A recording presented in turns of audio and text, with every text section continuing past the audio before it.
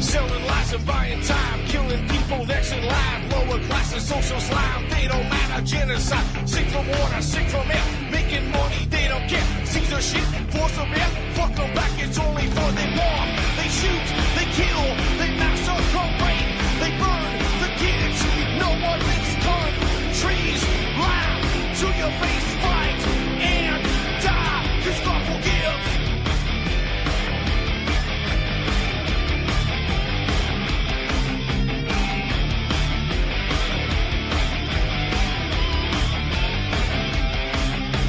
Selling lies and buying time, killing people next in line. Lower class and social side, they don't matter. Genocide, sick from water, sick from air. Making money, they don't care. See the shit, force of bear. Fuck them back, that's only fair. They bomb, they shoot, they kill, they massacre, rape.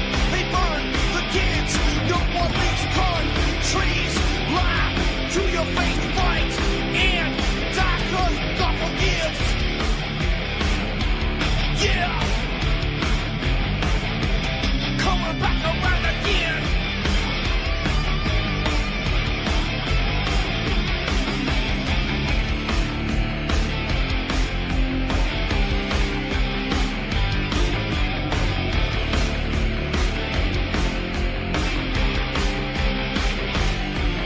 Yeah.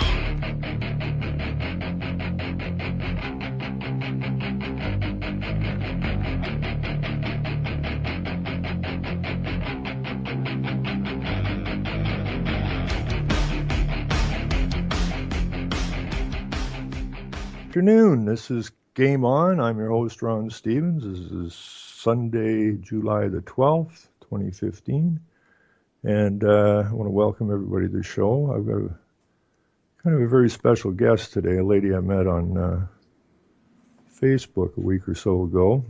And we got chatting, and I invited her to come on the show today. And before I bring her on, I just want to give a little background on her, because what I'm hoping today is that because she's from Russia, that we can spend a little bit of time discussing the similarities of what's going on in Russia and how it was broken down and how the West is being broken down in the same fashion today, so that people get a better grip of what's actually going on here in the West. And why it's going on. But more importantly, Anna Deeter, who's my guest, spent years as a speech therapist in Russia before moving to the United States, where she worked in speech therapy in California. And she has now started a program to help stutterers based on some of the knowledge that she learned from Russia. I'm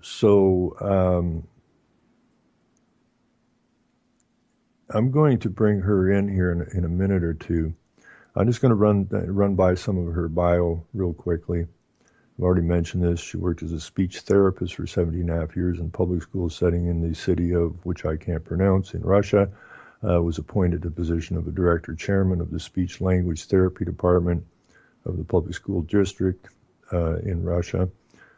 Designed a new program for educating young children with severely delayed speech. Regular guest on the Russian radio show.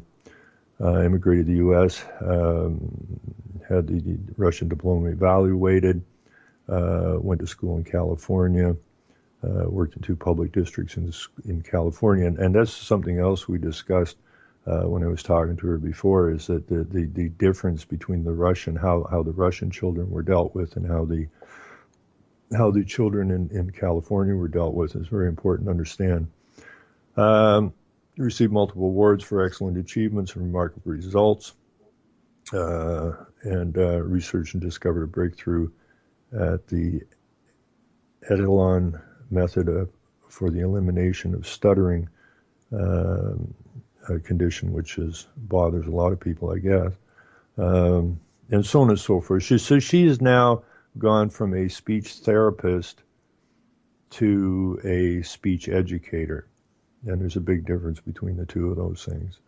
So I'd like you to welcome Anna onto the show now. Anna, are you there? Yes, I am. Hello. Yeah, I'm very happy to have you on.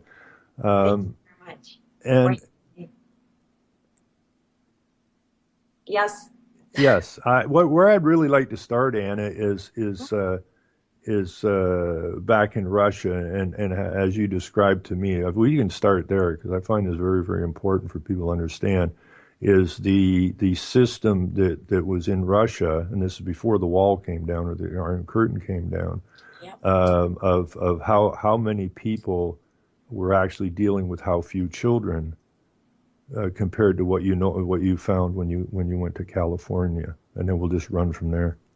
Yeah, that was my very first shock that I got when I started working for the school district in California. That my very first work as a speech therapist. I worked for in the States. I worked for the Los Angeles Unified School District.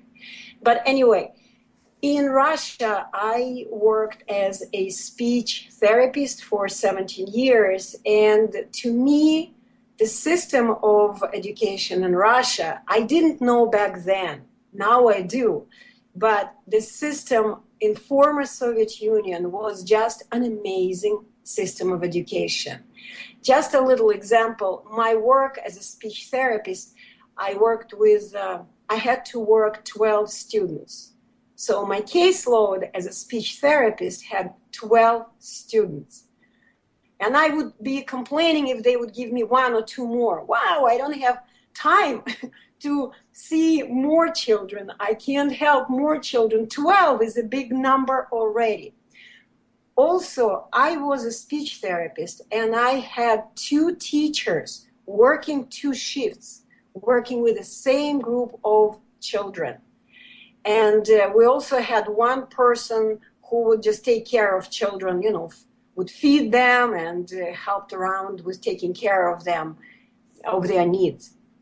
So they were children from 3 to about 7, 8 years old. So these children were considered as children that were preparing to go to school. So that was preparation. There were preparation years for school.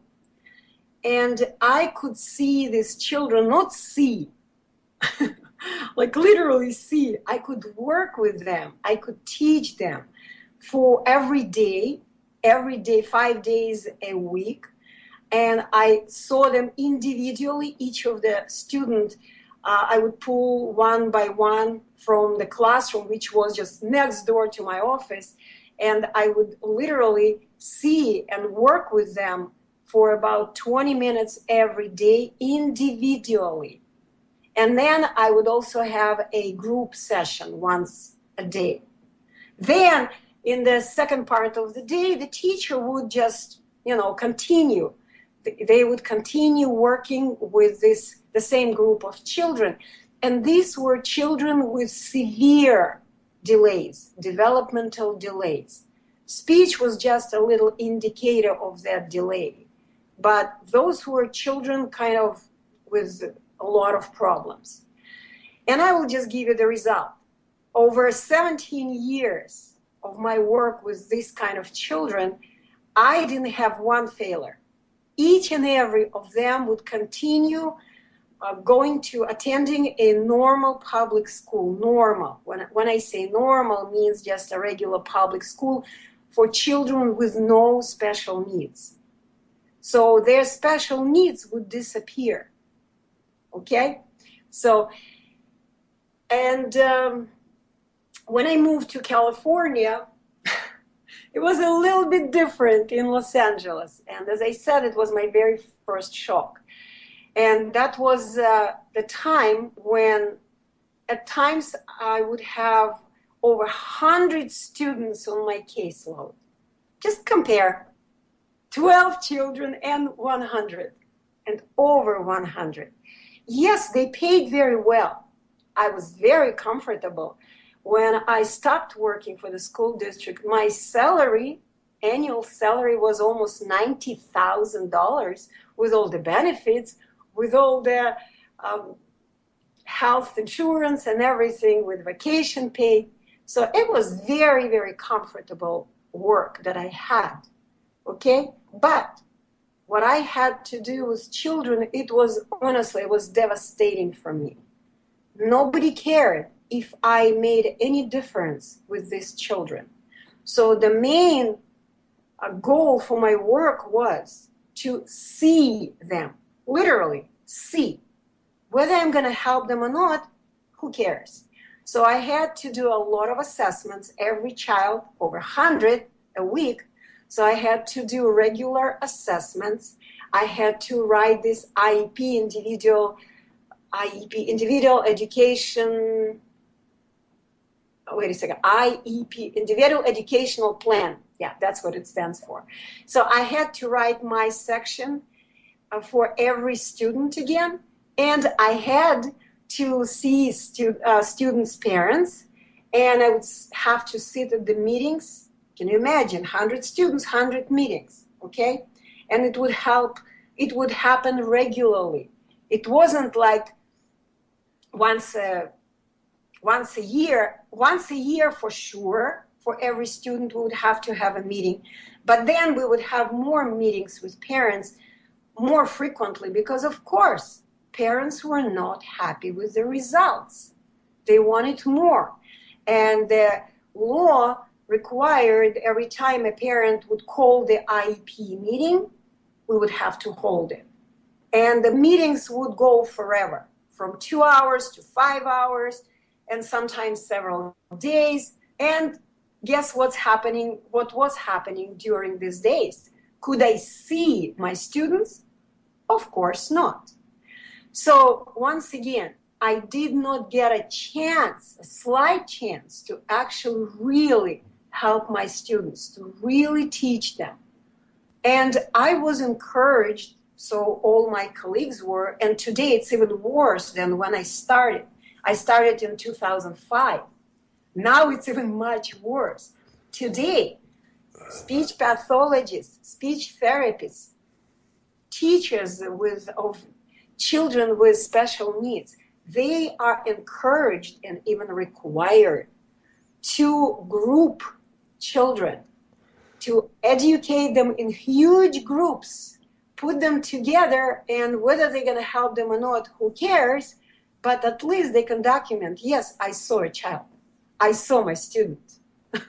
Do you see the difference between seeing and actually working with a student? Yeah, like what we were discussing before is it's more like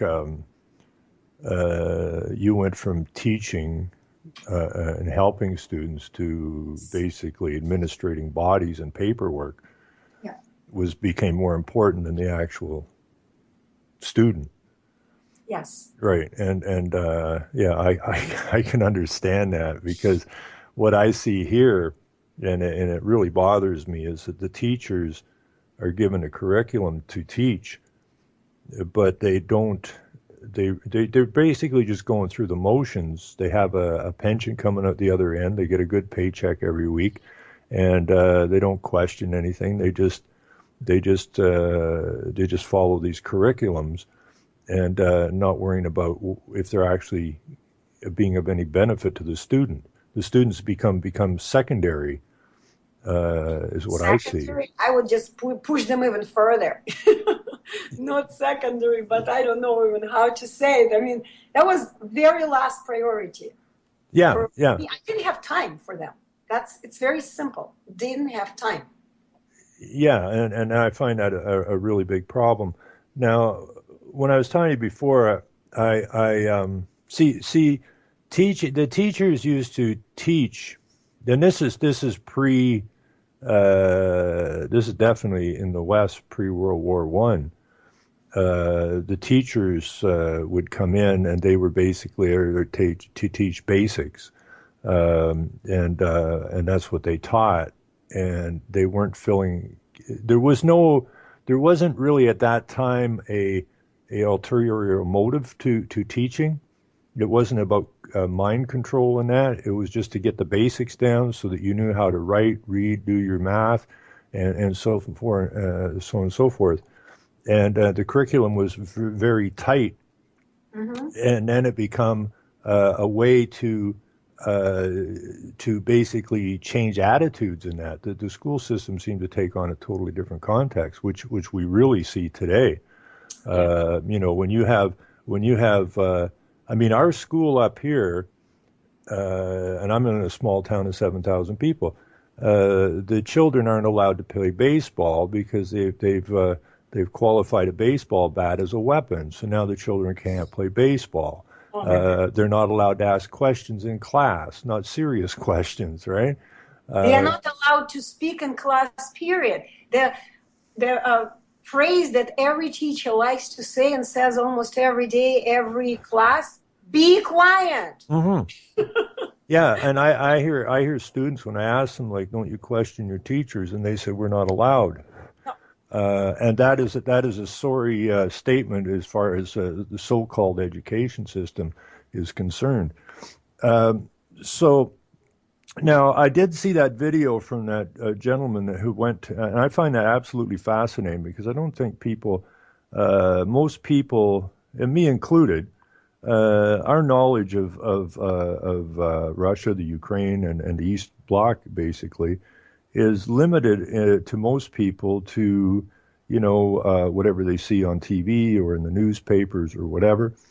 And so when I saw that guy's video who had been to Russia prior to the so-called Iron Curtain coming down, and he described Russia as a place where the people weren't what you would call affluent.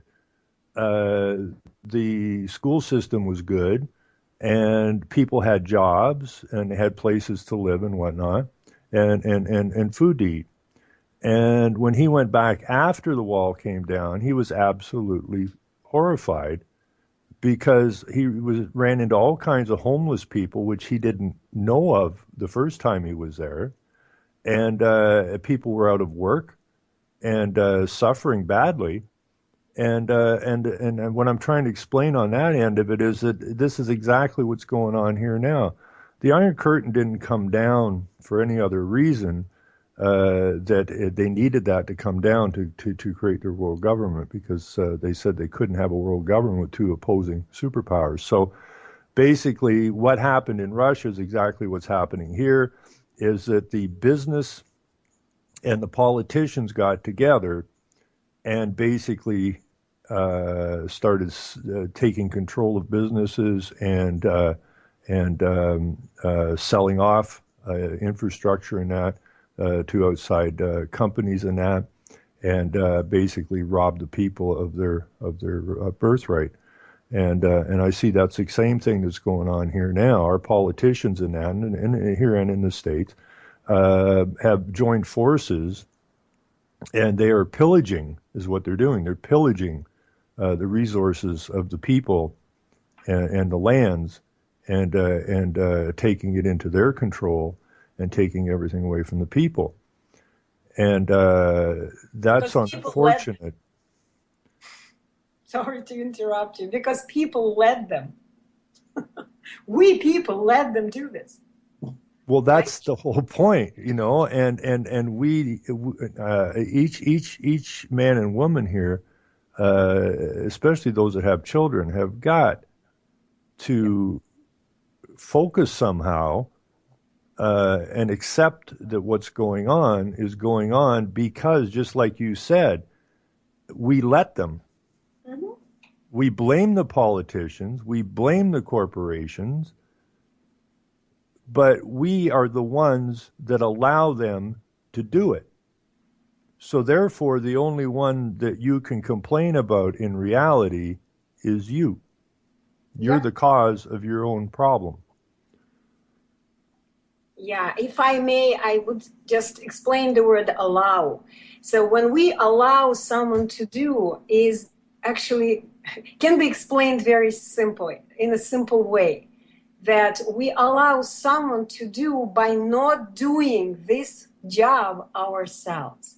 And again, I'm going to go back to the education that I am so passionate about. if we do not, we parents, because I am myself a parent, I have, raised two very successful children. So if we do not educate our children ourselves, if we don't provide the values, we do not kind of put the valuable concepts in their mind, in the mind of our children, someone else will fill the vacuum. Someone else will do it. And we cannot complain that we don't like it. Sorry, we didn't do it. Do you see what I mean?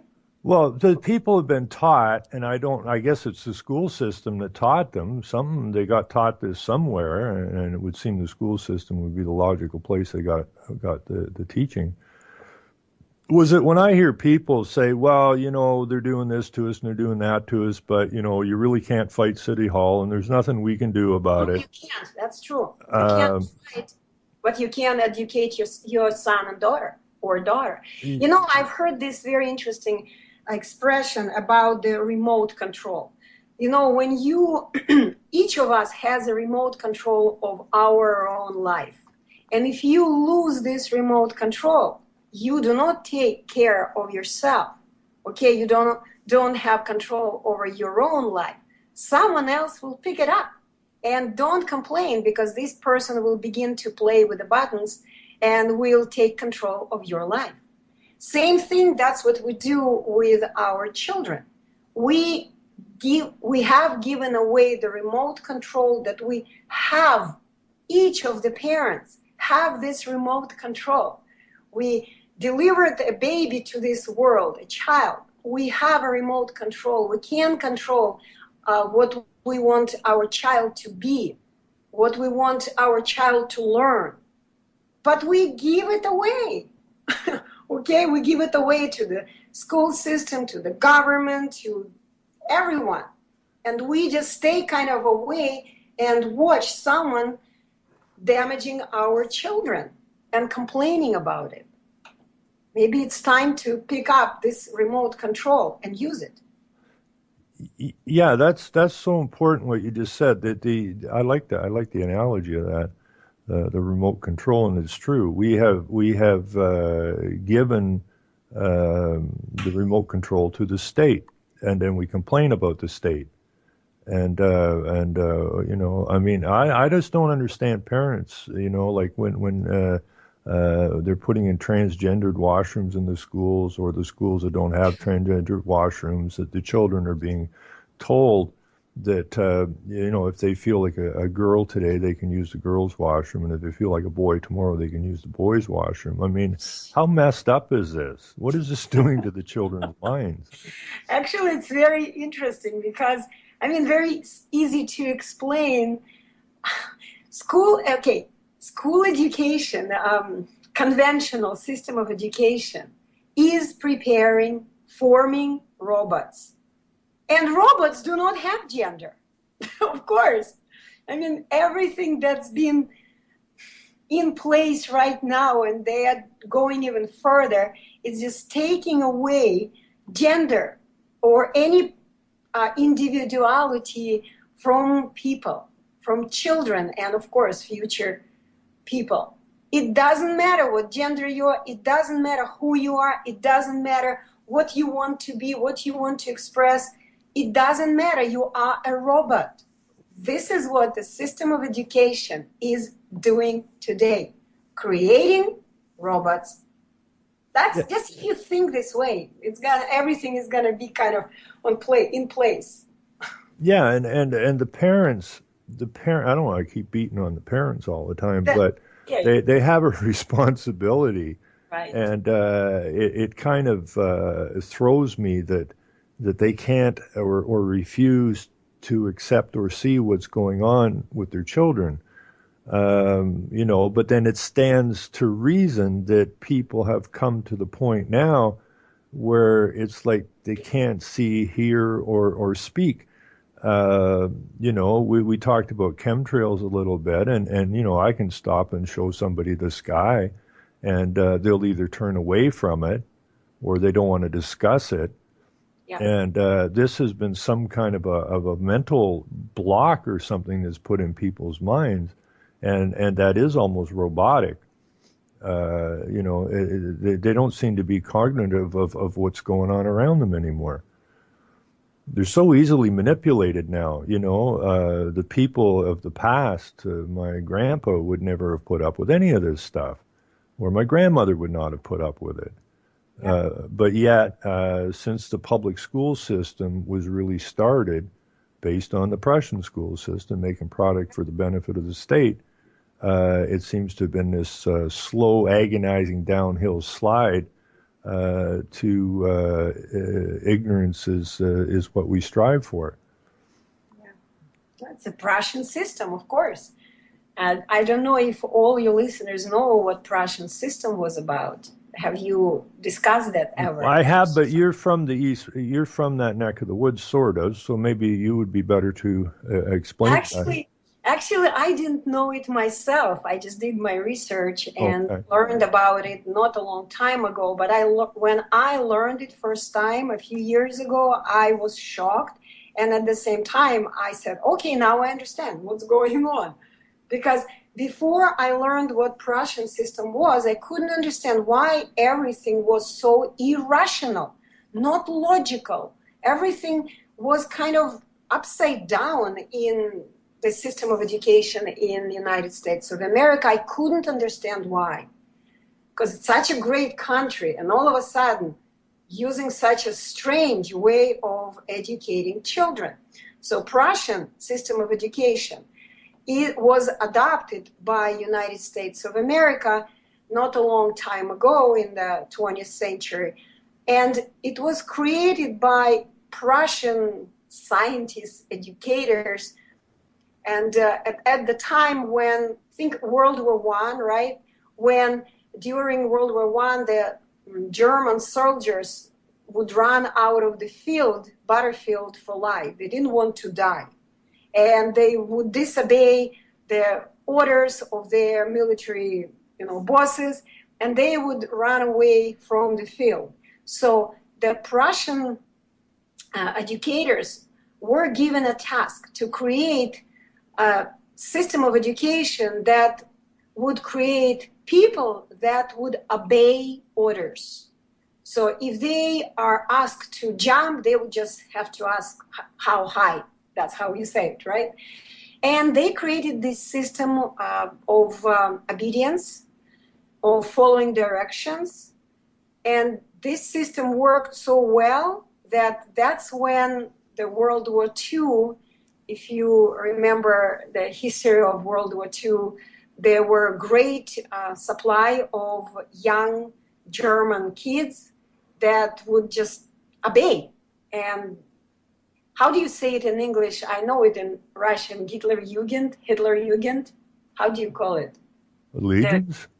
Yeah, young children, they would say, anyway, so they were very obedient soldiers. That's how Hitler actually was able to rely on young generation, because these really young people in Germany were already raised with the use of this system. So after the World War II, this system, I don't remember exactly what year, I'm not too much into history, but I know that this system was adopted by the system of education in the States. Well, when they brought the public school system in here, which was actually quite a time before World War II, right. And the same people that were involved in setting up World War II are the same people who were in control of the public school system. But we have universities here named after, like Ryerson University in Toronto. He was one of the gentlemen that actually went over to Prussia because they went over there to study, like you said, the Prussian school system. Yep. How do you get these people to just blindly obey?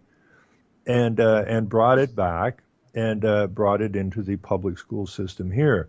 So it's been in place for a very long time. So sometimes I wonder. I don't know if I was one of the lucky ones or one of the unlucky ones, but since my earliest days in school, I felt something was wrong with this system. I wasn't getting knowledge, and it was being withheld from me, and wasn't allowed to ask questions. But what I saw was exactly that. But I didn't know what it was. That you stand when you're told to stand, you sit when you're told to sit, you go where you're told to go when you're told to go. And I thought, this is ridiculous, because before I went to school, my day was pretty free. I could go and look at things when I wanted to, and be where I wanted to, more or less. And it was all about discovery. When I got to school, discovery was taken away from me. Yeah. And I was just to obey. And when I left school, it was with the understanding that this is an education system. It's not a knowledge system. They're withholding. So I left school specifically because I knew everything's written down somewhere, and it's up to me to discover it. And that would be a knowledge and not education. And so they've done it over many generations now. So, quietly, sometimes I can't blame the parents. I can and I can't. They should be able to see some of this stuff by Of now. course. They But they don't were do brought it. through an education system of do as you're told and obey, and don't rock the boat kind of thing.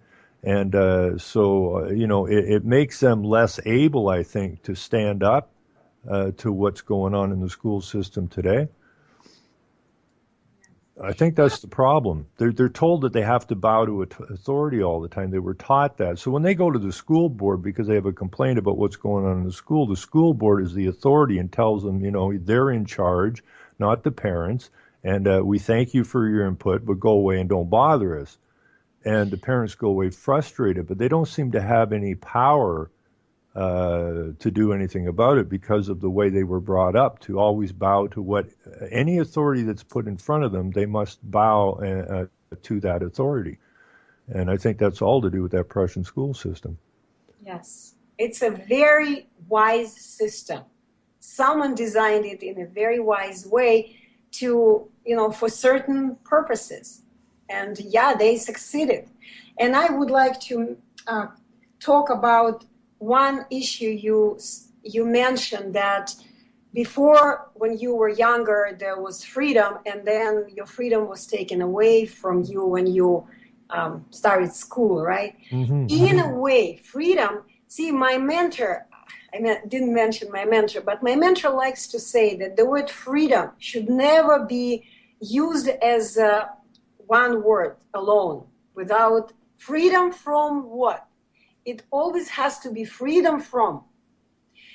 That's why the way children are not free in school, their freedom is taken away. The way they teach is not bad. That's what I'm trying to say. Of course, you need discipline to learn. Of course, discipline is very important. A child cannot be free all the time. Otherwise, how he can or she can learn? We need discipline. However, the problem is what children are being taught, what they're offered to learn. This is the biggest problem that I see in education today. Because, and again, I want to go back to the basics that I'm so passionate about. And I would like to actually read a few words from the Bible, okay? It's so important that I always use this phrase. We need to know how to speak. We need to know words. So we knew what to do.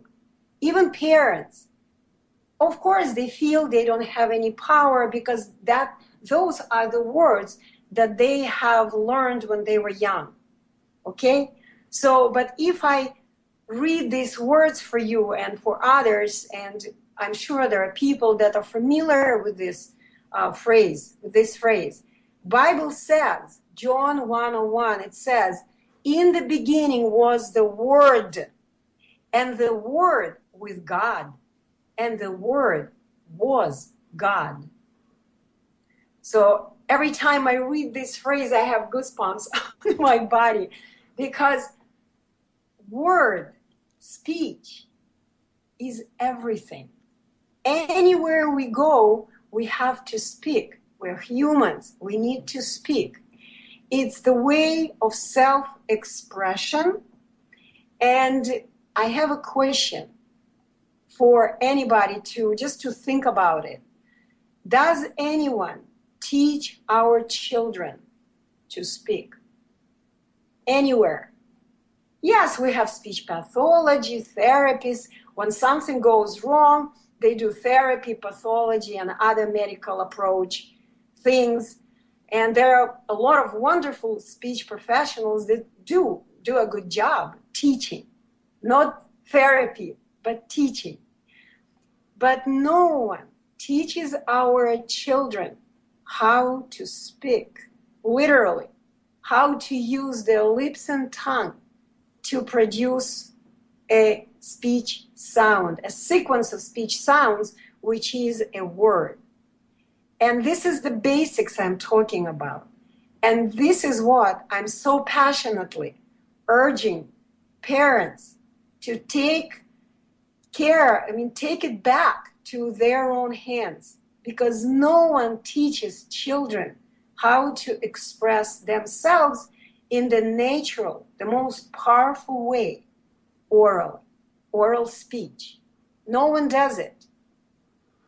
Well, the thing with the word, and this is when I started studying words, when we started looking, I did a lot of time looking at legalese and that, and words that we use every day. And then when I went back and looked at the etymology in the old dictionaries and the King James Bible and that, I found that words that we use, that we give a meaning to, is not the original meaning. And the word was God. And this is where we run into this deal of these, people call them the elite or whatever they want to call them. Through my studies in that, it seems to me that this small group of men and women have decided to play God, and the word was God. And if you go in that context, they have taken control of the word, and Yep. they have manipulated the word. Absolutely. So that when you go to put yourself in school or the child in school, the actual meaning of the words that are being taught are not the real meanings of the words. And that is where "let no man deceive you" comes from. It's all about deception and the misuse of words to enslave and entrap you. So it's very, very important that people, I can't say enough about etymology in the old Webster's dictionary from the early 1900s.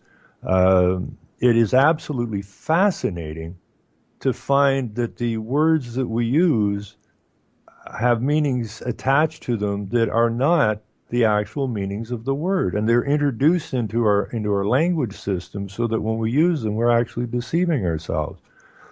It's amazing, and it goes all back to knowledge, eh? Of course. And also, you are talking about language, and we talked about it before. So language is kind of the second step. What I am talking is even what has to happen before every child has to learn language. Language is a whole bunch of words, right? But before you even learn those words and their meanings, you gotta learn how to produce these sounds, these words. And this is a huge problem.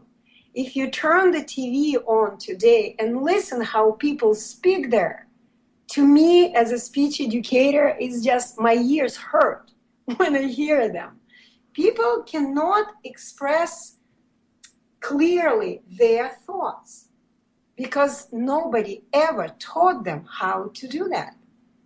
And when you cannot express yourself clearly, it means that that's how you are in your mind. You don't have a clear program of what to do. And again, back to what you mentioned, that if you don't know the meaning, the real meaning of the word, then the miscommunication between people takes place. I say education, And you mean, or for example, I say cure, and you say cure, I mean education.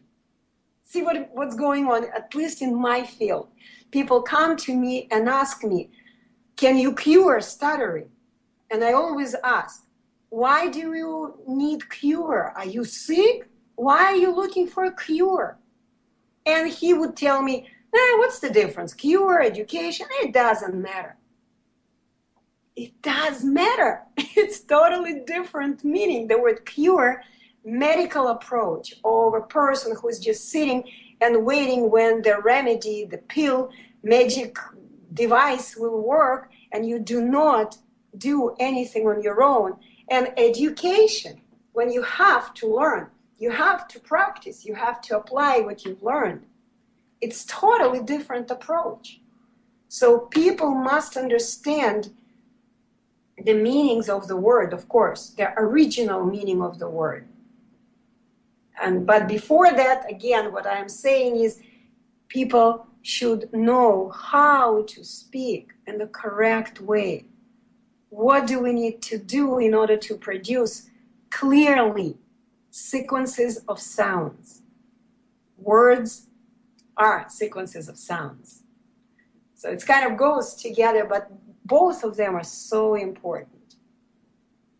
Yeah, well, a cure, right? We're always looking for a cure. Yeah. There's two things going on here all the time since I can remember. One, we're always looking for a cure, and we're always having a war on something, right? And I mean, how can you have a war on tobacco? I mean, what does that even insinuate? And we have to have a cure. We need to see when you're looking for a cure. Let me rephrase this. When you're always looking for the cure, you're never looking for the cause. Okay, you can't look for the cause if you're looking for the cure, because if you look for the cause, then you would find the cure. The cure is to stop ingesting what is making you ill. That would be a normal cure. Okay, not filling your body full of pharmaceuticals in that.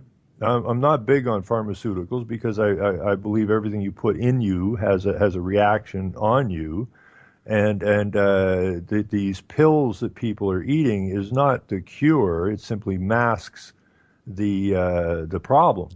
Yeah, and I don't know, you're probably aware that practically every child, I don't know, maybe not every, but most, I would say 90% of children that go to school today, they take psychotropic medication like vitamins. Maybe not 90. I don't know statistics, but I do know that it's a lot of children. They leave home with a pill in their mouth, psychotropic pill or something for attention deficit disorder. I know someone that works in a pharmacy here in the town. We only have 7,000 people in the town, 12,000 in the whole municipality.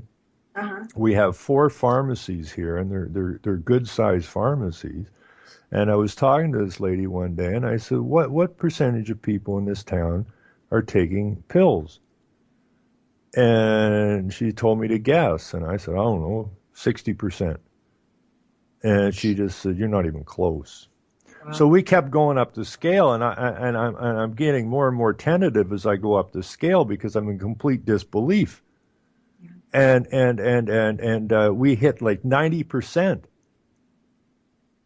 of the people in this small town are taking a pill of one sort or another for some ailment or a malady that they supposedly have. And I'm going, that's not even possible.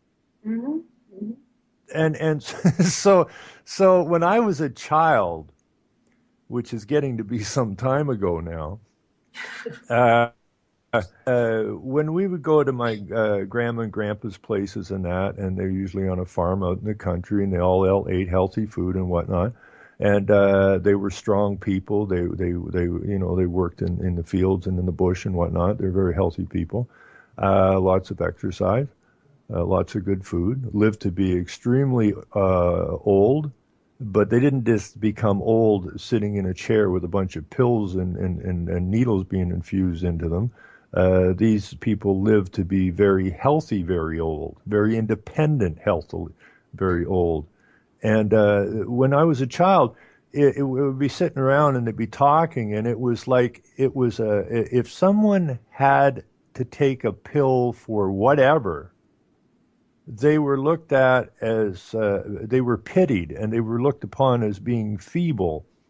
And it's so sad about so and so because the doctor has her taking a pill now. Now, when you're talking to people, when I talk to people, they say, "What pills are you taking?" I said, "I don't take any pills." And Let's check. honest to God, Anna, the look on their faces is of shock. Yeah. How can you not be taking a pill? You're 60 years old. How can you not be taking pills? Well, That's Grandpa right. was 92. He wasn't taking any pills. Why And are you what's taking the interesting, pills is the question. yeah, Well, the it's very doctor simple. told me to. Yes, the doctor told me to. Right. And you know what? I'm not against all medication. Of course, this is why we are, you know, people, we're smart, and there are some medications that we need to take sometimes, whatever. If you have a broken arm, a doctor need to put a cast on your arm or whatever. Yes, we need some meds sometimes, but it's just out of proportion today, totally. And and the main thing that I'm concerned is that children are on drugs. Almost, I don't have a statistics. I'm not going to go there. I just know that every parent I talk to has a child who takes something, some supplements, not supplements, some drugs.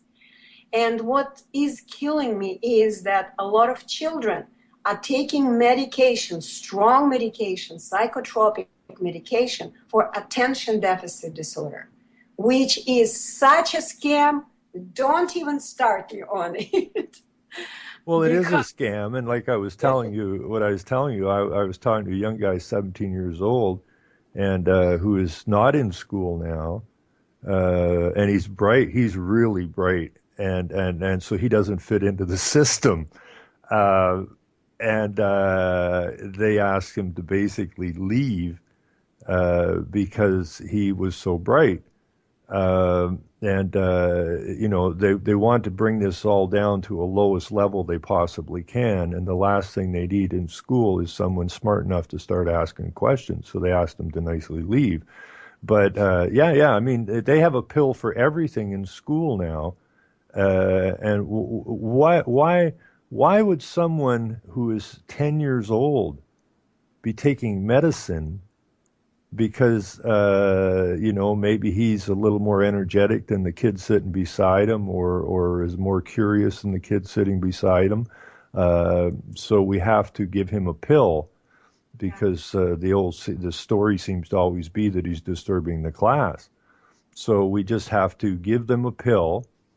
And I don't know why parents get suckered in like that so easily. yeah, because Little that's Johnny or Susie seems to be somewhat upsetting the class or whatever, and ADH, whatever they call it, attention deficit disorder or whatever, seems to be a catchphrase, and we'll have to put them on medication. yeah. And the interesting thing is that drugs is one part of it, but there is another danger, extreme danger for our children, growing children, which is hidden. I am talking about electronic devices that every child now uses.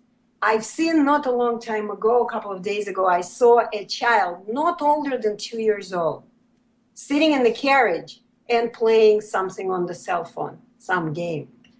It was just amazing. And I will just tell you a very short story. I went to the party not a long time ago to a house. There were a lot of children there. It was with loud music, people were dancing, communicating, a lot of people. And I just stood by the big couch with 7 boys sitting on the couch. And I just pointed to my husband. I wanted him to see what I saw. 7 young boys age maybe from 5 to 12. They were all sitting quietly next to each other. Each of them had a device. And, and they were playing on these devices. No communication, no conversations, nothing. Each of them were quietly sitting. The parents were having a ball. The parents were free. And the kids were behaving. And it lasted for about 2 hours. No one bothered them. They were happy that parents didn't ask them to do anything. And the parents were happy because, they didn't have to worry about their kids, what they're doing. So this is a horrible side effect of the technology that we have today. So yeah, the technology is the technology's come a long ways, and personally, I don't know what I'd do without the internet. My internet goes down, I go into shock. But then I research most of the time I'm awake. I used to research in libraries with the big old dusty books, which is really tough to do. So the internet, if you know how to use it properly, it's a great tool for fetching papers and knowledge and stuff. But at the same time, it's a two-edged sword, because you could spend, like you said, when you have these people sitting on a couch side by each, and there's no, like, what do you want to do? No, I just want to sit on the couch and play with this thing here and text back and forth or something. Why are you texting someone when you have 5 other people your own age sitting there? Why don't you go find something to do? Of course, right? that's what they've been taught. And that's, again, you ask the question, why would the parents give them drugs? Why would the parents give them this remote control? These devices. I wanted to say, who has the remote control? Who is in charge for a child until he or she turns 18? I remember when I was in Russia, it wasn't like this, of course, some years ago, but if my child would ask me, Mommy, why should I do that? I would easily say, because I say so. It was nothing wrong with doing this. I am the parent. I am the mother. Yes, but then that moved to the state. The state became the parent. Yes. The child's asked the state, why do I have to do that? Because I told you to. My attitude when I was young in school, I'm thinking, well, where do you got the authority to tell me? You're not my parent. My parent can tell me. Yes. My parent can give me a swat up the back of the head and say, don't do that. This is so true. But Yes. You have nothing to do with me. Where do you get this authority over me? Right? and I think this is a huge problem. Yep.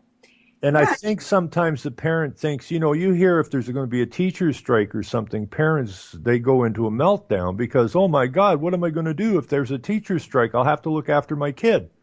Yeah, my God, what I'm going to do. I also had a very funny conversation not a long time ago. The grandmother of a stuttering child, called me, and I kind of giving her some tips and explaining what to do with her own grandson. And she said, Anna, but if I do this, if I make him speak, for example, tell him, no, you have to do this. We were talking about being passionate, compassionate, this kind of thing, philosophical things discussed. And I said, you just take away privileges from him. If he doesn't do his job, take away the privilege.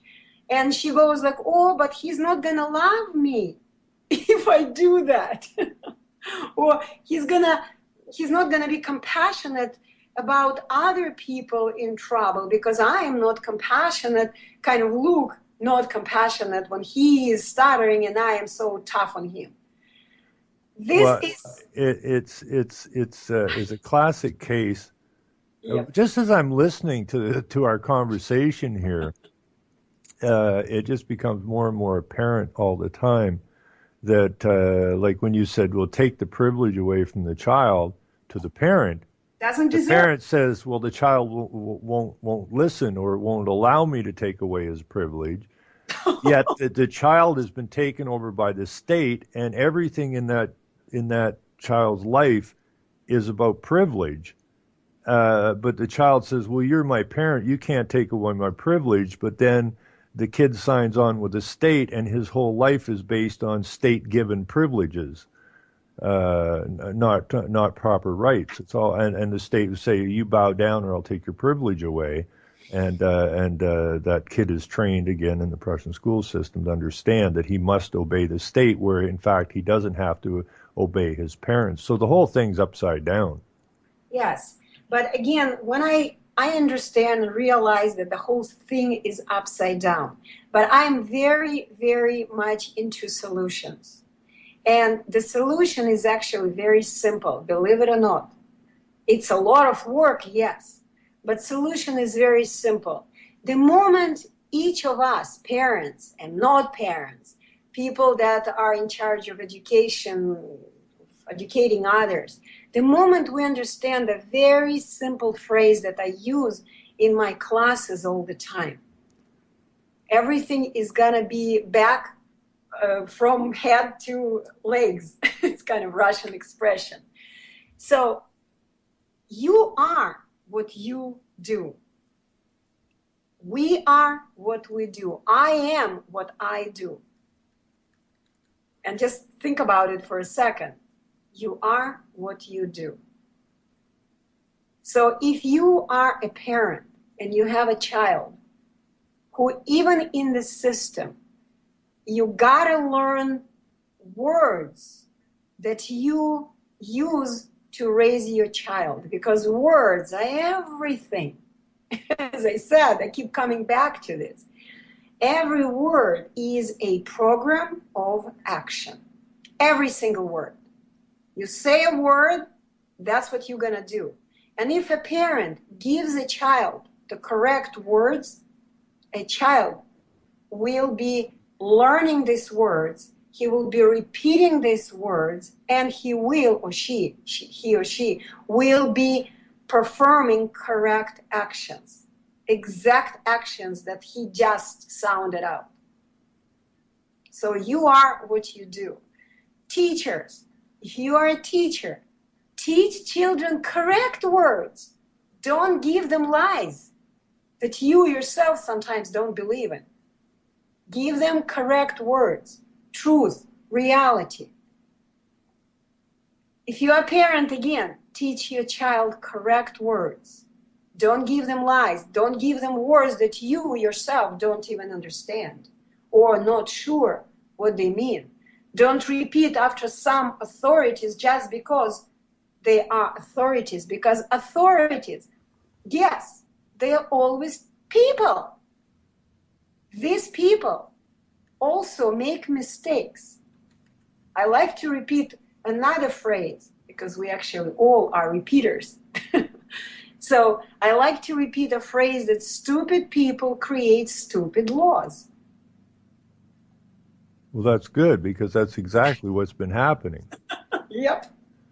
Um, Authorities create their laws, right? In the school system, they create their own laws. But are they smart authorities if they create not smart laws? So we just have to take care of our own lives, our own actions, our own children, because children are low consciousness creatures. They don't know anything yet, and they are like sponges. They learn from the moment a child is born. He or she will begin to learn everything. They suck information from their environment. If there is a good speaker around this child, a person who says correct words in a good way, then a child will learn this. Will learn the way to speak and express himself in this way. But unfortunately, there are not too many good speakers around today. The generation after generation, the self-expression has been taken away from people. We are much worse speakers than our ancestors, right? Like generation before. And our kids, I don't know if our kids will ever speak. They now play devices, electronic devices, and take pills. Well, I do know that they can't do math. I do know that they can't spell. We discussed this a little bit. When I go back and I read a book that was written in the 1200s or the 1600s, and I look at the use of words and how sentences are put together there and the clarity, and to what I look at today, there's no comparison whatsoever. So we've lost our connection with words. Absolutely. And you mentioned spelling, that kids cannot spell. It's amazing because this brings back to my awareness of a whole language technique that they started using some times ago when they introduced Prussian system. They use this whole language technique. And they still have this program, for example, the program Your Baby Can Read. I don't know if you've heard about this program. Your Baby Can Read. It's a huge lawsuit now against this program, but they make a lot of money. But when I talk about it, the parents are actually angry. They don't understand. What do you mean you should not teach a baby letters before a child can speak? What do you mean? You don't understand anything. You don't know what you're talking about. It's so good for a baby. The earlier, the better. A baby knows letters and begins reading. So the whole language technique is about showing a child words, whole word, and have them memorize this word as a picture. You're talking about phonics, forget it. Not phonics. They just have to memorize the picture of letters, put it in their mind, and that's how they teach a baby to read. And the baby, of course, doesn't even know how to speak yet. And this is amazing. When I watch these videos, there are a lot of videos about that on YouTube. A baby, 13-month-old, 15-month-old, cannot even speak yet. So they show them a picture. I call it a picture, but it's a word with letters. And the baby says something like, you don't even understand what he says, very close to the word, how it's supposed to sound, but not exactly. And the parent is so happy, yay, that's what it is. And guess what? A child is learning that the word, the written word, is what they just said because the parent was happy. That's right. So spelling is the second step of self-expression in terms of learning. The very first and powerful way of self-expression is, as I said, natural speaking.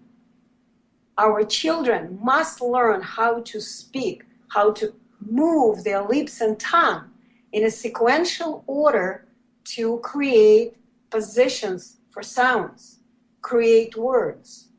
That's the first, the most important self-expression skill, okay?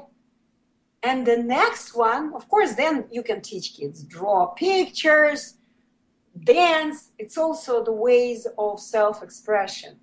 But the other way we're talking about is learning to write, spelling. It's a totally different skill that we must teach every child. And I don't know if you noticed that recently I was shocked to learn that today kids are not even taught how to spell words appropriately in terms of writing. They don't teach kids handwriting. They teach them typing on the computer. And the way they type, I do get messages from young people. They text me all the time. I work on Facebook almost 24 hours. And when they text me, I am a stutterer. I can not speak. And I cannot even read their text messages because they spell in the way they cannot spell and they cannot speak.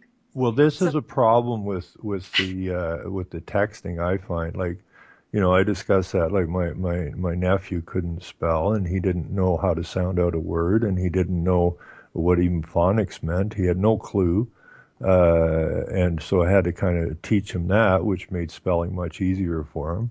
But it's not something that he was taught in the school. He had no idea what I was even talking about, and he was struggling in school. And it's like they do this on purpose in a fashion as to make these children illiterate, basically.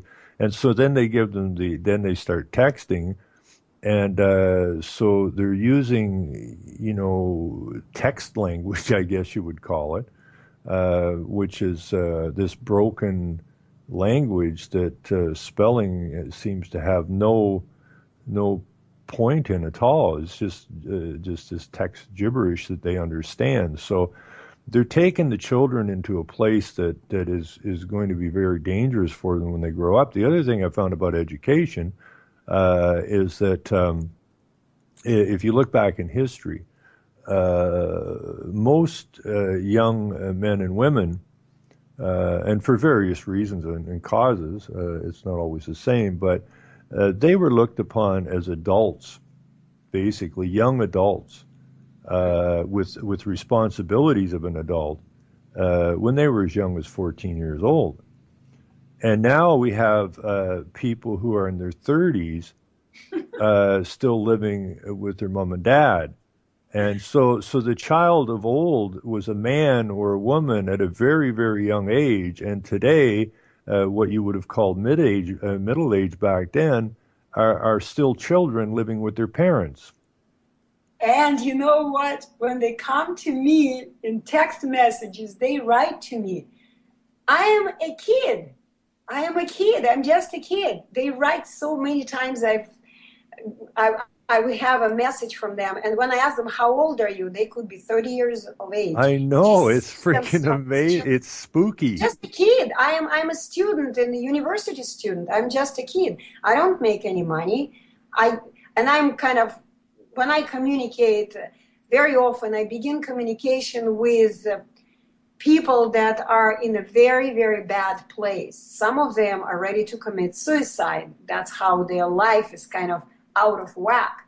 So, and I begin communication back and forth, texting, and I would say, how do you support yourself? And they go like, what are you talking about? I don't have a job. I don't work. I'm just a kid. I'm a student, university student. I'm a kid.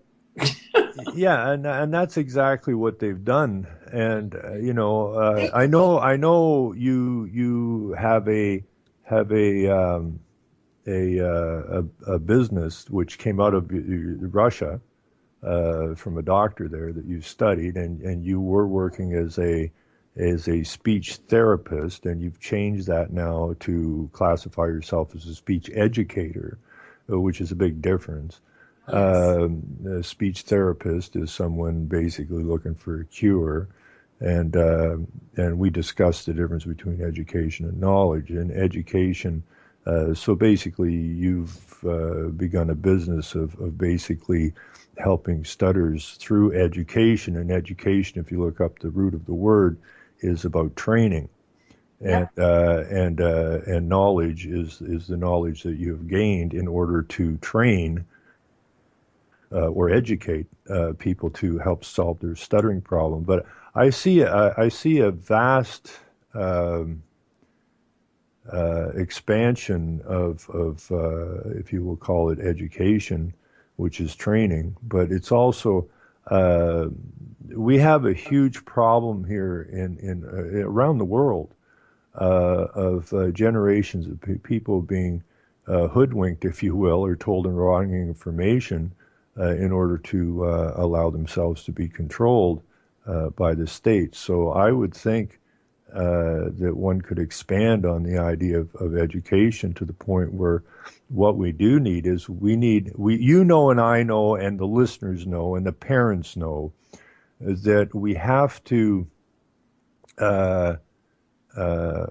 basically, just as the Prussians did, with their education system. The idea was to get a hold of the child. The child is an empty vessel that we can fill. It's a void. Yep. It's an empty container that we can put whatever we want into to train it to be whatever we want it to be. And so all of this nonsense that 30-year-old people live in a home and they're still children and whatnot, this is all part of the problem of them being got at a very young age. So now we need to do two things. We need the parents to understand the system so that the state doesn't get their children's minds, and two, that we need to get to those children as well and show the children that they've been hoodwinked and they've been told untruths. And really, there is a whole business out there of what I would call deprogramming. And it's important that it gets done. I have deprogrammed a few people, and it is freaky to watch. When I was big in explaining the ruse of this renewable energy system that they're trying to build on totally false pretenses, and these people these were like disciples of it. And through just regular conversation and them hanging on to what they believe to be true and just working with them a little bit, it usually took approximately an hour. And people would come when they saw me talking to their people, would always try to pull their people away from me because they know who I am. And, sometimes every now and again I'd get a guy that'd say, no, I want to hear what he says. I know he's full of garbage and he's a conspiracy. I want to hear what he's got to say. Yeah. And within the period of an hour of just simple, calm exchange, I'm telling you this, Anna, it freaked me out the first couple of times I saw it. All of a sudden, their eyes got real bright. The light turned on. I'm serious. It was that direct. I mean, it was like this whole person's facial expressions changed. Their eyes got very bright. And when the people came back to get them, they said, "Get away from this guy." The people would go, "He's right. This is all a fraud." Yep. And then the most amazing thing would happen after that. These people were good friends. They were in the same business together. Yeah. And they would just say, "Fine, screw off. I don't want anything to do with you anymore." Because one has awakened and one hasn't. Uh-huh. Right? And but we're not going to get anywhere doing one, this month and one 2 months from now, one year from now. We need to make a real effort to come up with a system that is quick and effective, so that we do basically have to. The people here today are so messed up, and they were programmed, like you mentioned before, to be a state robot. They were programmed. Yeah. And it's so important to begin a system of deprogramming, because I don't know how we're going to fix anything if we can't deprogram these people. The thing is that we cannot reprogram anybody. I cannot Well, reprogram anybody, and you can't. well, you This can is bring job. it. I don't mean by reprogram, but I mean you can get them to see at least. Yes, that's what That's what I I'm mean. saying. I don't This mean a I scientific see. Yeah. deprogramming See program. how important every word. I'm listening to every word. So what I'm saying is that my job as an educator is to share my knowledge, to give information. People come to me, they ask, I answer questions, because this is exactly how our learning happens, how the light gets turned on in our mind. We ask questions. If That if people don't ask questions, then you cannot convince anybody in anything. They are not into this, and they're gonna deal with consequences of their ignorance. okay. So This okay. See, this is why I like talking to you, Anna. You make me think, and okay. that's good. And by the way, you know So what I we have to back up on the deprogramming now. Okay. And Yeah. and what you just said is what I've been saying for as long as I can remember. And if we look at deprogramming as I can't deprogram you, No, you although I can. have, not you, but I have other people. And it wasn't about really deprogramming. When I say that, it's probably wrong for me to even say that. And so I stand corrected, is that what I have always said, and I did do a magazine for a while, and it was simply called Why. And the idea was that you must ask that question because the question why, of all the other, who, what, where, when, and why is the only question that will lead you to seek an answer. And so when I talk about deprogramming, I guess I'm talking about to give people the tools, the capacity, the authority, if you will, to go and seek out and ask why. Why am I being taught this? Why am I told I can do this and I can't do that? Why? Because each time you ask that question, it leads you to go and find an answer. And each answer you find leads you to a new question. Mhm. And that's how you gain knowledge. And that's how you gain mental independence. When you say gain knowledge, that's what it is. You program yourself.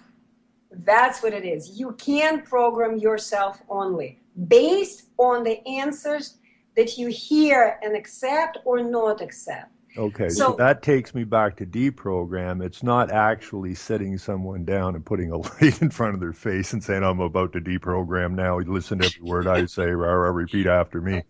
No, it's to give them the tools and the encouragement it's a to question. to basically enter themselves into a self-motivated deprogramming program, Right. if you will, which is the program of asking questions and demanding and seeking the answers. And once again, it takes us back to the system of education. Our children are not taught to ask questions, really. I mean, when a child is in special education department, I remember that I had to work with children, teaching them how to ask these 5 questions. But in general, we do not teach kids to ask. We don't. It's again, robots don't ask questions. Well, it's a lot to do with the parents too, because this is a really old story, and I didn't mean to cut into you there, but this just hit me in the head. I was on the West Coast. I went there because it was warm, and I was working in Calgary at the time. And although I was offered an extremely good position and good pay and lots of benefits to go to Winnipeg, after spending an awful lot of time outside in Calgary in the wintertime, I was almost froze to death. So I decided when the job was over, I had a sister on Vancouver Island, I would go there.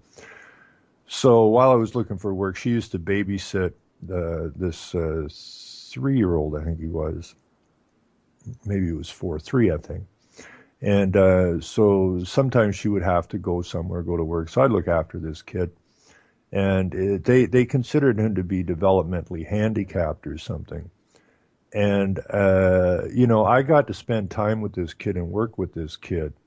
And I do believe that young children, because you teach young children the basics, it's the same as my sister used to get mad at me. I said, a young child isn't a whole hell of a lot different than a dog. If you don't teach the child the basics when it's young, or a dog the basics when it's young of what's expected of it, once they 100%. get to a certain age, you got your hands full because you're going to have a Yes. hard time training that dog and you're going to have a hard time training that kid at that point. But this kid was always sucking on this soother.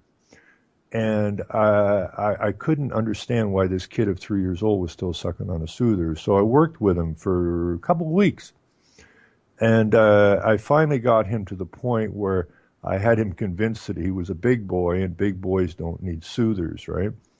And I got him to the point where his mom would drop him off and make sure the soother was in his mouth and make sure he had a spare if he lost the one and all this kind of crap.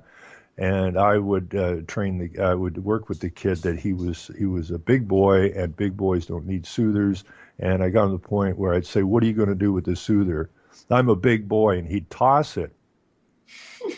And so when his mom came to pick him up one day. I took him out the door, and he didn't have his soother. And she was really all excited. Where's his soother? Where's his soother? And I said, Deeter doesn't really need his soother anymore. And so she was all upset. So I went and got the soother, and I handed it to him. And I said, are you a big boy? Yes, I am. And what do you do with soothers? And he just pitched the thing, right? He fired it down the stairs, and it landed past his mother. The absolute, his mother, her eyes bugged out like, oh my God. And she grabbed that soother, and she ran upstairs, and she stuck that soother back in that kid's face, right? You need this, right? And I thought, there's a kid that ain't got a hope, you know? Parenting is a weird animal, and but a lot of this gets taught to them through doctors and therapists and all this kind of stuff. Keep the soother in your kid's face, keep them passive, and so on and so forth. And I just felt bad for the kid, and I don't know if that story has anything to do with anything. Of course. But I just wanted to bring that out. Yeah. Yeah, that's what we are dealing with. You just gave an example, a very typical example when you can do, you worked with this child for 2 weeks and you achieved something, but you cannot do anything because the parents are in charge. They keep the remote control or not. So you probably worked hard, but it doesn't matter what you did because the mother spent the most time with the child. And that's why when I work with my students and when they are young, because I work with the students from whatever, any age. My youngest student was recently 7-year-old and my oldest was 58, not that old, 58 years old. And when I work with a child, I mostly work with the parents. It's a parent training. I train parents how to continue speech education with their child. And at first, parents get upset. They said, what do you mean? 3 days? You promise in 3 days a child should stop stuttering. I go like, yes, I'm talking about an adult who can do it using his consciousness. But the child, he doesn't have consciousness yet, and he hasn't learned words yet. He has to continue learning words. And anyway, but yes, what I would give information, I would share the knowledge. It's 100% reliable solution, how to teach a child to speak. But whether or not a child or adult, whether or not a child, the parents of a child or an adult will stick to this information, it's out of my power. I cannot do anything. It's the same story again with doctors. I like to repeat the same thing. We do not need that many doctors. We need health educators. Yes. We need people, specialists, that would teach people how to eat right, how to exercise, how to learn correctly, how to do things correctly. But see, this is how much has been taken away from us, Anna. Yes. Okay, when you speak of, health educators and this and that and the other thing, we never had health educators. We had families. Yes. We had neighbors. We had friends. We had communities. We had community meeting halls. We had community dinners. And I'm not talking about community as in, i.e., United Nations style community. That's a whole different animal. That's the destruction of the community and the building of a false community, but a state community versus a people community. But this is what I think we've lost so much of, is that people knew what to eat. They knew what was healthy. we didn't have people with these so-called cholesterol problems. We didn't have people with real high blood pressure. We didn't have people with diabetes and all this stuff. I mean, there was certain people that did, but the general population, it wasn't a general malady that was going on that required all of these pills and doctors and yada yada yada. It's like they built an industry. They built an industry out of what is natural. Yes. But at the same time, back then, we didn't have genetically modified food. Well, that's what I'm saying. That's what I'm saying. So now we've poisoned our food and our water and our brains, and now we need people to teach us what to avoid. Well, why are we avoiding something that shouldn't be there in the first place? So the cure to the food system is not to teach people to seek out proper food. It is to remove the improper food from the system. Okay, so if we just remove the modified foods and go back to real food, I mean, it's ridiculous even to say this: real food versus fake food versus organic food. I mean, food was food, and food was healthy. Okay, see, this is the what I want to tell you, that the word remove, the word remove is an action, right? So if you are focused on removing, then you are not going to be focused on eating the right food. Let me explain it in a very simple way. If I want to remove some bad habits, for example, I have a bad habit. Okay, let's take something very simple. If I smoke and I want to remove a bad habit of smoking, you know what I need to do? I just need to focus on living healthy. My hand will never touch the cigarette. That's the agreement I have to make with myself. I will never touch the cigarette with my hand. That's what I have to focus on. Okay? And just live my life that doesn't have this bad habit. The bottom line, when you remove something, it is not enough. You have to get something that you're going to substitute it with. Okay. See, this again, this is why I enjoy this so much, because I'm really enjoying this. Is that so I'm saying remove what is harmful to us, and I suppose the other way of looking at it, which is what I do, is if everyone just avoided eating GMOs, just like I always tell people, don't buy a newspaper. Yes. Okay? If you don't engage with them, and everyone stops engaging with them, then they will go away because they won't be able to stay afloat. There is a very easy way again, very easy way. It's not avoiding buying something. It is not doing something. When I come to the store, I don't know in Canada, but in the States, there was a big debate whether to label GMO or not. So they failed. They didn't label GMO. You know what companies started doing? Labeling non-GMO. So every time I come to the store, I look at the label. Non-GMO, perfect, I'm going to buy it. Yeah, so but that's what I'm focused on. Yeah, I get that. But because you're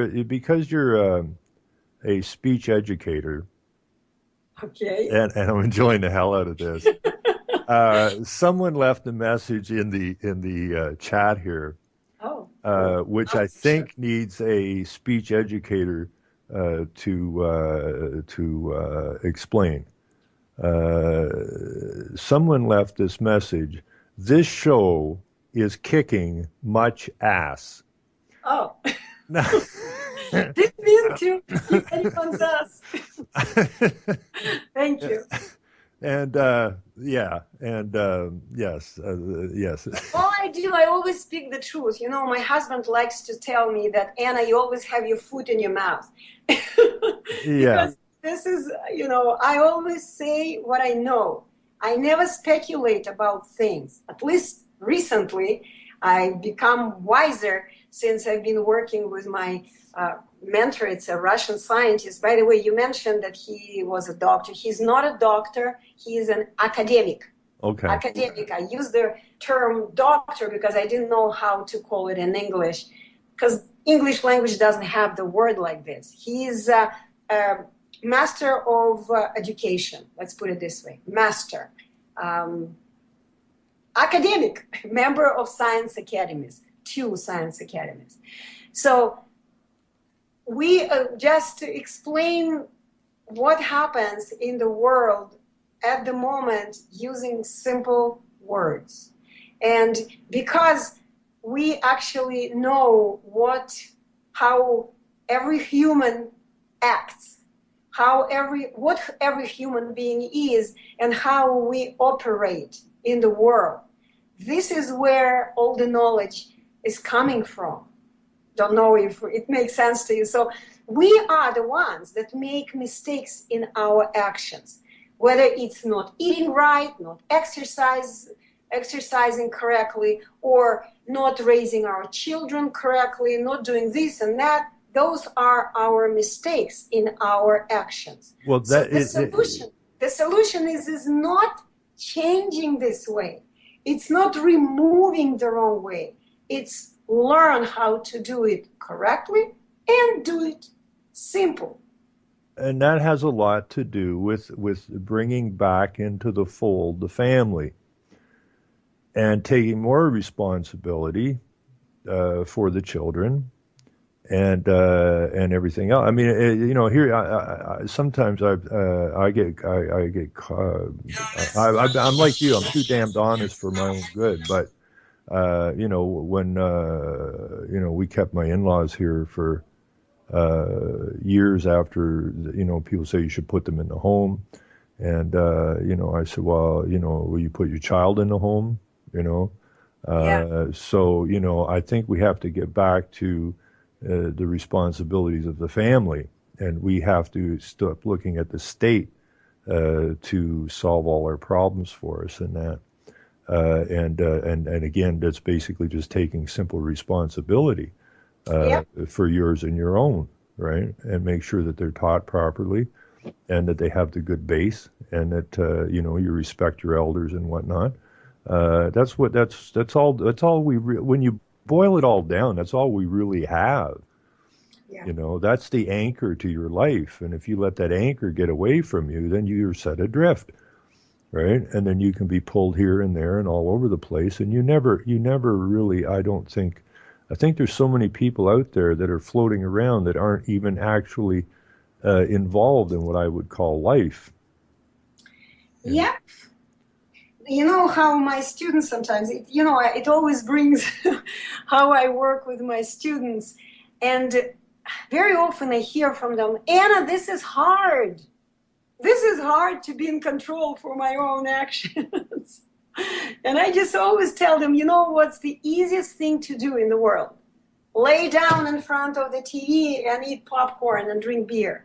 That's easy.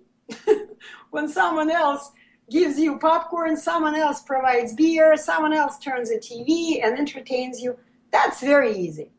Learning is hard. Yes, but learning is much more interesting, and if we could get people to understand that, learning something is to be involved in something. To sit on the couch and chew on popcorn and drink beer and sitting around with the clicker going, well, there's nothing on. Well, we got 100 channels, nothing on. So let's watch the best of the worst 100 channels.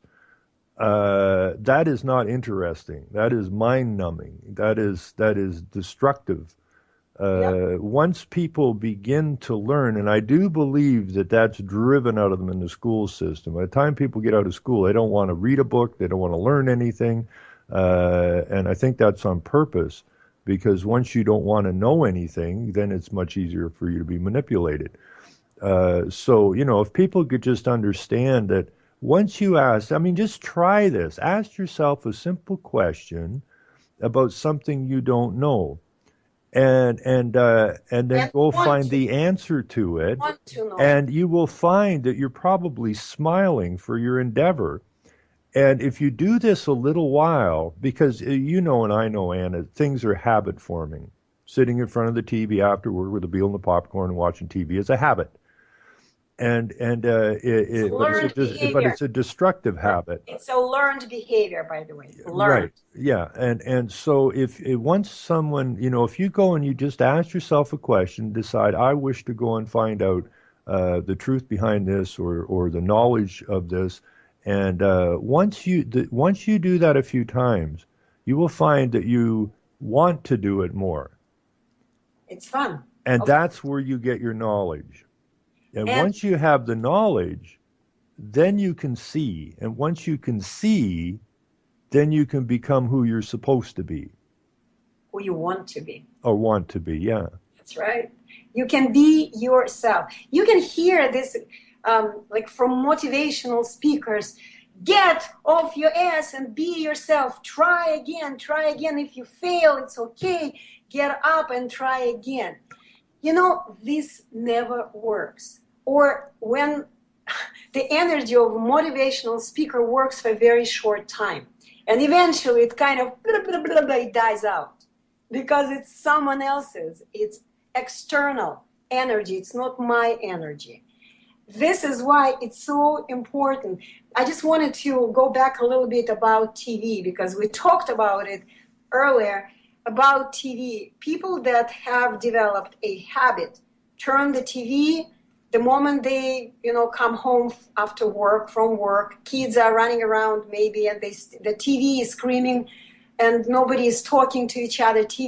Everyone is watching TV, whether it's interesting or not, whether it's helpful or useful or not. Everyone is staring at this TV. TVs are everywhere. Anywhere you go, you see TV screens screaming at you. I just want people to think, you probably know that, but I want people to think about one word. TV has programs. Programs. Every program is designed to program listeners. I just love words. It's a program, of course. They even don't hide that that's what it is for. TV is for entertainment and for programming you and your life. When I was young and we still had black and white TVs, and the TV didn't run 24 hours a day, and they shut off like at 11 o'clock, or they shut off after the 11 o'clock news or whatever. They always did that. They always said at the end of each day, they would say, and now ends our programming day. Really? Yeah. And then they would give you a test pattern to stare at, right? Yep. So I mean, I don't have a TV, haven't had one for years, and I wish everybody would take theirs outside and bury it. Because it is a very, once you've been away from the television for a little bit, my wife in particular, she has some sensitivities that maybe I don't have. I've been hit maybe once or twice too many times, and I'm not quite as sensitive as she is. Maybe it's because she's a woman. I don't know. But she actually, because we haven't had a TV for quite some period of time, when we go to someone's place, and it's usually for some kind of a meal or something, and as soon as you're done, everybody's sitting watching TV before the meal, then you eat the meal. After the meal, everybody goes to sit and watch front TV again. Yep. And you go, well, this isn't really engaging anybody, right? We're discussing things that have no bearing on anything in our lives. But she finds that within a few moments of sitting down in front of a TV now, she actually feels nauseous. Now, some people say it's because of the frame rate and so on and so forth, right? But I've read stuff where once you've watched TV for a certain period of time, it puts you into a different consciousness or whatever. There are a lot of things that are not good for a physical body, for the mind and the body of a human because of watching TV. It's really bad. But Your wife and you and I actually with my husband, we made a decision. We don't even have it in our house. That's it. We don't need it. We don't need anybody to program us because we realize that we are what we do. Programming is my action. I program my own actions. I don't care what others, when I watch, I don't know what's going on, but recently I can't even watch movies because Well, that's ah, funny. That's funny you brought that up. We used to go to the movies. Never were big, but we go to the movies every now and again. And we got to the point where we go to the movie house and we would sit there and we would be looking at people watching the movies and we knew exactly what the movie was about, but the people in the theater didn't seem to get it. And it got to the point where we would go and pay to see a movie and then watch it for 20 minutes and get up and walk away. yes. And we haven't been to a movie in years now. And what I also say to people, when you're staring at the TV, all you're doing is watching people at work. Yeah. This is their jobs. This is what they do. Their job is to manipulate you, and they're getting paid to do the job. So all you're doing is watching someone else work. So you worked all day, then you come home and sit on the couch and do crack a beer or a soda or whatever, and then you spend your evening watching somebody else work. And at this moment, your children are sitting next to you. And Yes. instead of using this valuable time for communication, for educating your children, for having fun, with your children, that's the precious time when you can just teach your child. You are sitting and watching TV. And your kids, of course, will grow and they will do the same because that's what they learn. So And see, this is something somebody just put something here in the chat, and it says now we have paid for TV to keep the channels going at night. Yeah, and that's the ridiculous part of it. These people are pushing programming at us, and we actually pay for it. Hey, don't you pay for the universities, for colleges? These are also programs. Someone created the program. It's called the same word, with the same word, the program, educational program. They program you to become a specialist. And I don't know if people are aware, but just ask questions. Who wrote all these textbooks for all these universities? Exactly. Who wrote the books? Exactly. Who controls the knowledge?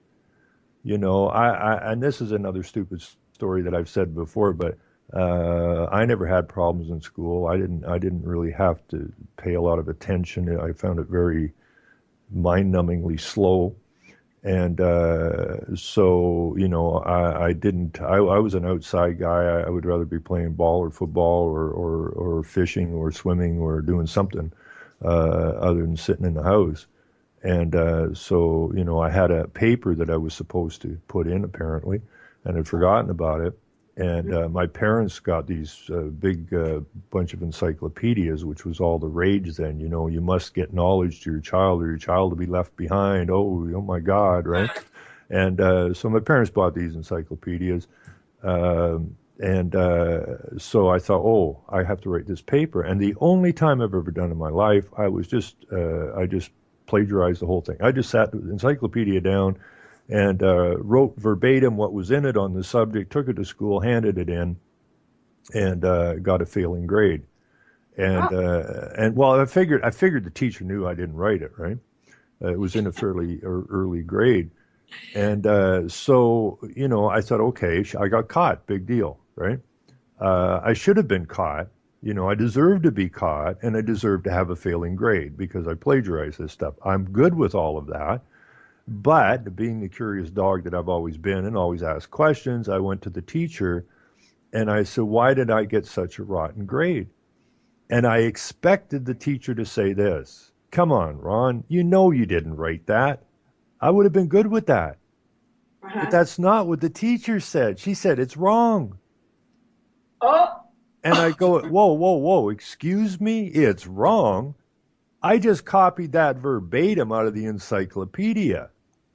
Well, it's not what's in our book. Well, then I expect the teacher to say, well, wait a minute, you better go bring me that encyclopedia so I can compare these two texts so I can figure out what's right and what's wrong. But that's again not what the teacher said. She just said, I don't care if it came out of an encyclopedia. This is what's in our book, and this is what we are told to teach you, and that's what we're teaching you, regardless if it's right or wrong. So when you said, who wrote the textbooks? Who's in charge of this? Who Good has the question. most control? Right, right. But it saddened me that the teacher doesn't seem to be the least bit concerned when you have two opposing texts, one out of a school book and one out of an encyclopedia, that they don't even care to take the time to figure out which is right or which is wrong, or maybe they're both semi-right and semi-wrong.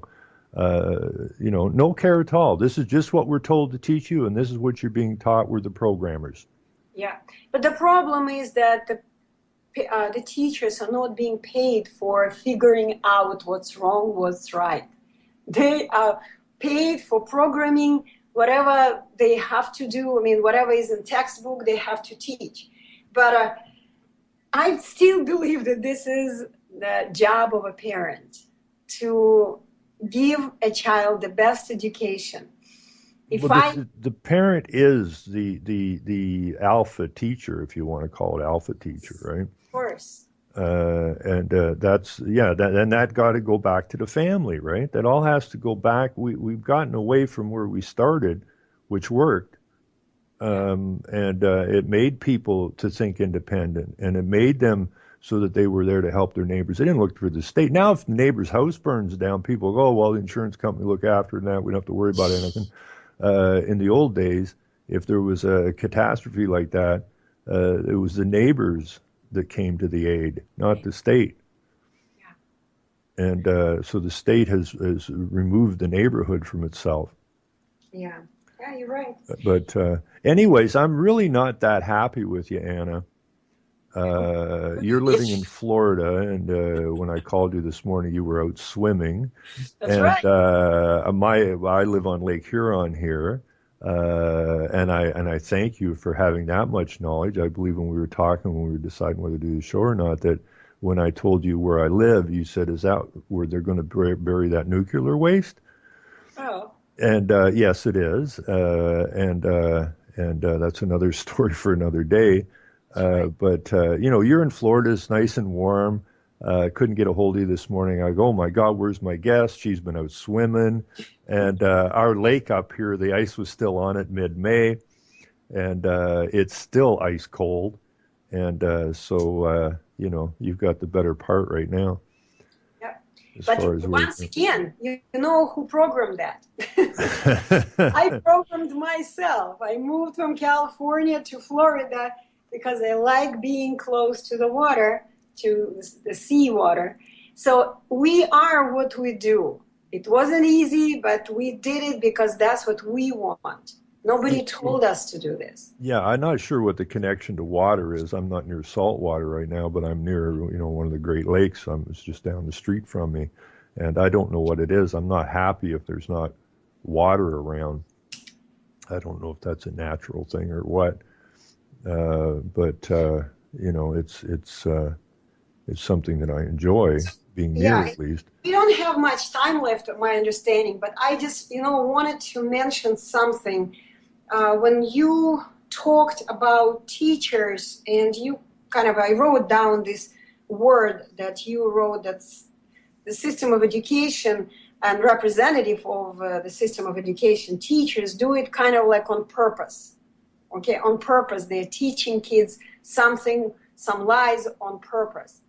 I just wanted to mention that because when I worked in California for the school district, I did meet wonderful teachers. They're so passionate about what they do, about students. And of course, they were not happy about what they had to do. And I want to say that a lot of teachers, not a lot, unfortunately, but many teachers are trying. I don't like this word, but they are trying their best to teach kids something that is really helpful. But the bottom line, it is not teachers' job to select what to teach a child or not to teach. It is the parent who is supposed to be in control for what their child is learning in school, at home and in school. Don't know if you understand what I mean. It's the family. For example, when I even lived in Russia, I was really, really concerned when I was selecting a school for my children. By the way, I'm really happy that my children were mostly educated in Russia. When I brought them to the States, they already were teenagers, 16 and 12, so they learned the basics in the Russian, not Russian, Russian system of education.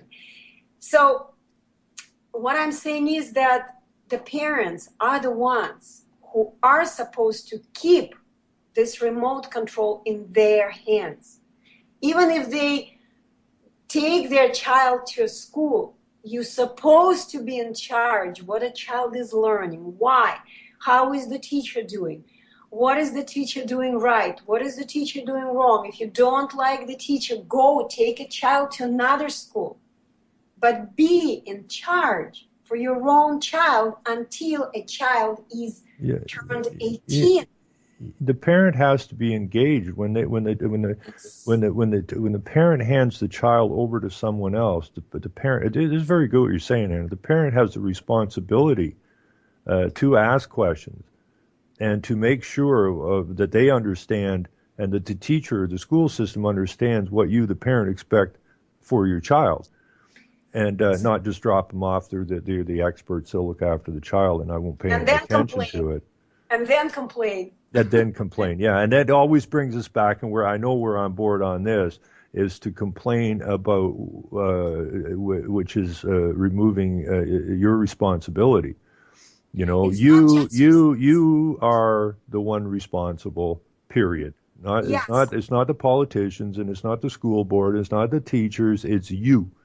Yes. You are the one responsible. So you can't blame the school system for something that happens to your child, or your child comes home and says, "Mommy, I think I'm really a girl."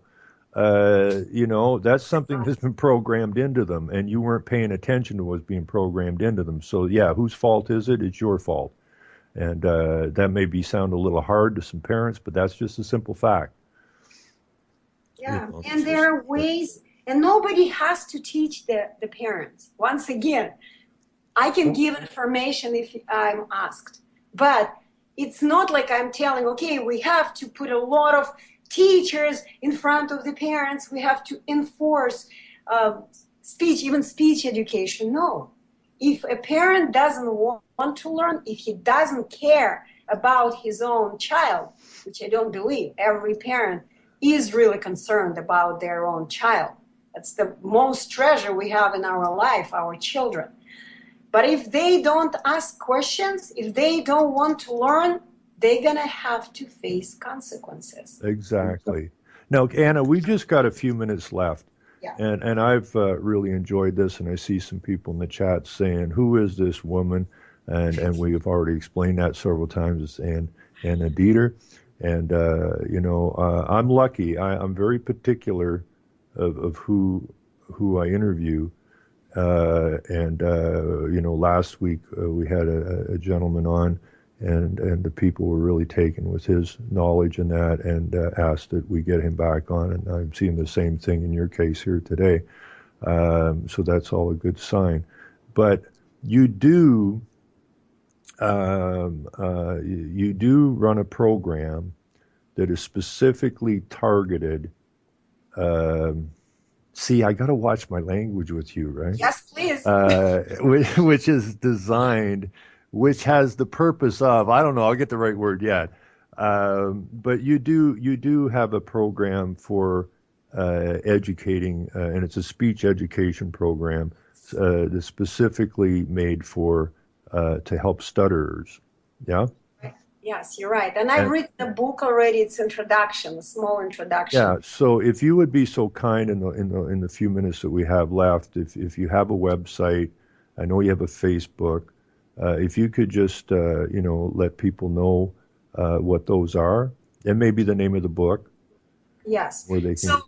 Yes, I have a program. I'm doing something that conventional approach claims impossible to do. That's what I do. So my book is called Stuttering Solved.